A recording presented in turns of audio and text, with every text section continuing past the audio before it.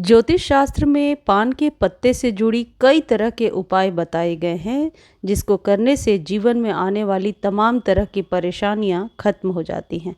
हिंदू धर्म में जिस तरह से तुलसी के पौधे और उसके पत्तों को पवित्र माना जाता है, उतना ही पान के पत्तों का भी महत्व होता है।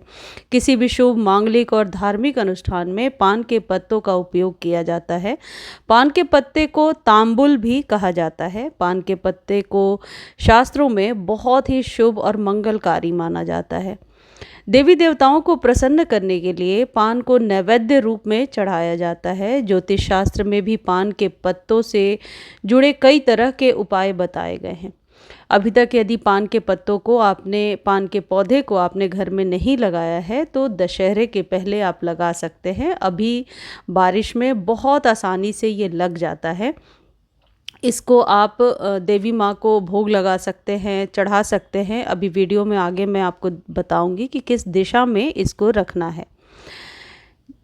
कई सारे ऐसे उपाय हैं जिसको करने से जीवन की परेशानियां धीरे धीरे खत्म होती हैं, पॉजिटिव एनर्जी आती है घर में और जीवन में सुख समृद्धि आती है।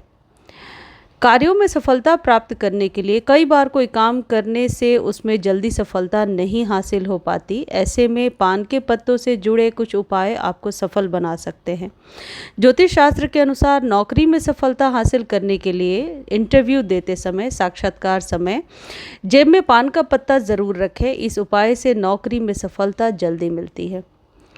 कष्टों को दूर करने के लिए भी पान के पत्ते का इस्तेमाल किया जाता है। व्यक्ति के जीवन में कई बार एक साथ कई तरह तरह की समस्याएं आ जाती हैं। जीवन में आने वाले कष्टों को दूर करने के लिए मंगलवार और शनिवार को हनुमान जी को पान का बीड़ा अर्पित करें। इस उपाय से हनुमान जी सभी तरह के कष्टों को फौरन दूर करते हैं। व्यवसाय में तरक्की के लिए भी पान के पत्तों का इस्तेमाल किया जाता है। अगर आपका व्यापार, बिजनेस, दुकान, ब्यूटी पार्लर, ऐसे कई सारे बिजनेस होते हैं जो कभी कभी लॉस में जाते हैं या अच्छा नहीं चल रहा है, तो आप घाटा सह रहे हैं, तो इस उपाय को कीजिए। शनिवार के दिन 5 पान के पत्ते को एक साथ धागे में बांधकर अपने प्रतिष्ठान में, मतलब जहां आपका शॉप है या जहां बैठते हैं, पूर्व दिशा में रखें।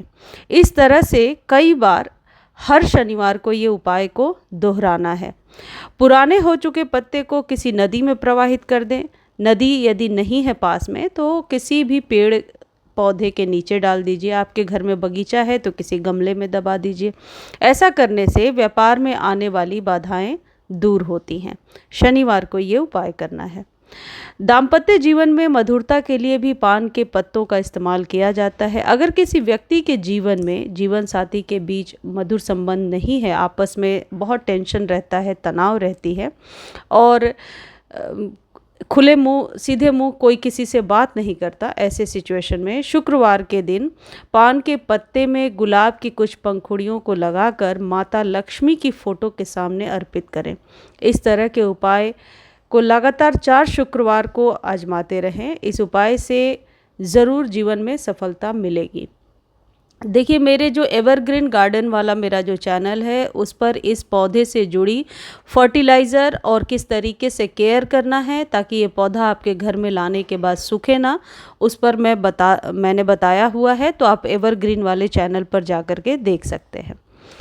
नकारात्मक शक्तियों को दूर करने में भी पान के पत्ते का बहुत बड़ा, आप कह सकते हैं, रोल है। वास्तुशास्त्र के अनुसार जिन घरों में वास्तु संबंधी दोष होता है, वहाँ पर हमेशा ही नेगेटिव एनर्जीज यानी नकारात्मक शक्तियाँ मौजूद रहती हैं। घर पर नकारात्मक ऊर्जाएं होने से व्यक्ति काफ़ी तनाव में रहता है।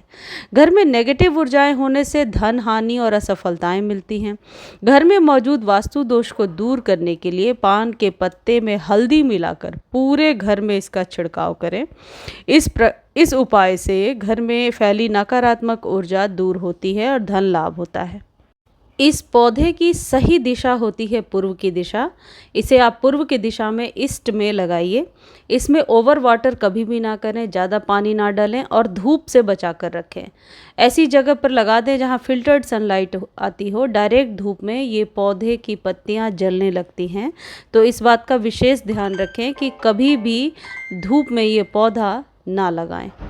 यदि आप घर में बालकनी में लगा रहे हैं जैसे मैंने लगाया है, तो सभी पौधों के बीच में रख दीजिए ताकि इसे मॉइस्चर मिलता रहे और ज़्यादा धूप की ज़रूरत ना हो। ओवर वाटर ना करें और जब कभी पानी दे रहे हैं पत्तों को वॉश करते हुए आप पानी दें। छोटे गमले में यदि आप लगा रहे हैं तो आप गार्डन सॉइल ले लीजिए और उसमें कंपोस्ट मिला लीजिए 50% गार्डन सॉइल, ऐसा भी कर सकते हैं। या फिर 40% गार्डन सॉइल में 20% सैंड मिला लीजिए या कोकोपीट मिला लीजिए और बाकी की मात्रा कंपोस्ट की मिला लीजिए। बार बार आपको खाद देने की ज़रूरत नहीं है। एक बार खाद दे दिया तो 3-4 महीने के बाद ही इसे फिर आप वर्मी कंपोस्ट या काऊ डंग मैन्योर या ऐसी कोई खाद दीजिए ताकि इसकी पत्तियां लश ग्रीन निकल कर के आएँ। और इस पौधे को आप अपने पूजा पाठ में ज़रूर यूज़ कीजिए। यदि ये पौधा आपके यहाँ काफ़ी लंबा हो गया है तो इसमें ट्रेलिस बांध दीजिए ताकि ऊपर की तरफ इसकी पत्तियां जाएं, नीचे की तरफ ना गिरें।